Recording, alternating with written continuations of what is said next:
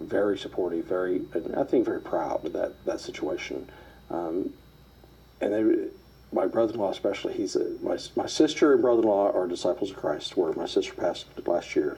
My brother and sister-in-law were Methodists. My dad remarried, and he and his wife were Southern Baptist. So even still in the family, there's still this mix mash of stuff. And it's interesting that even though my parents didn't bring us up to be practicing anything, my sister, my brother, and I all became very faithful in our church experiences, and were active churchgoers most of our adult life. And so faith became very important to us.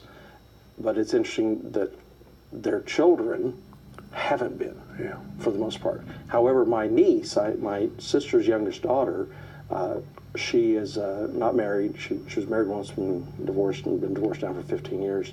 She comes out to pray every weekend and spends the weekend with me. And she's at Mass every weekend.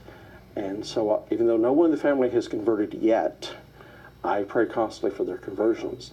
And I think she's close. I've asked her a couple of times about it, and because she comes to Mass every Sunday. And she sits with some of the families. She's very familiar with the families now, and the parish is very familiar with her. And she's there for most of the functions of the parish on the weekends. And so I think she's close. So we'll see. You know, it's that mystery between our freedom to hear and respond and choose, yet the work of God's grace, right? I mean, It's just a mystery. And sometimes when we look at someone who doesn't accept the church, we might be drawn to say, well, they're stubborn or they don't want to hear.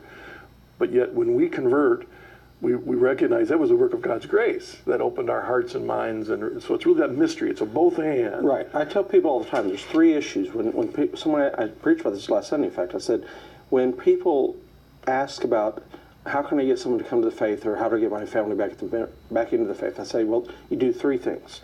First is you pray, and you ask God to change your heart, because God's the first mover.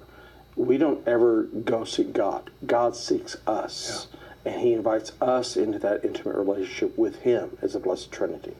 Secondly is, like in real estate, when they say the most important rule of real estate is location, location, location. Well, the most important thing about faith life is invite. Invite, invite, invite. When Father Rick Parker looked at me, he's now deceased, God rest his soul, he said to me, Price, would you like to be Catholic? I said, Father, no one's ever asked me to be Catholic. That's the biggest problem we Catholics have. We don't ask people to go to church with us. We don't ask people, would you like to be a Catholic? We're not good about that. We just assume people want to come hear our story or come be a part of this magnificent obsession we have. And it should be a magnificent obsession, which it is for those of us who come into the fullness of faith. Right. Cradle Catholics just, they're just sleepy about it. We're here if they want us. Right. Yeah, the church is here, we're here, you know. Right, instead of saying, invite.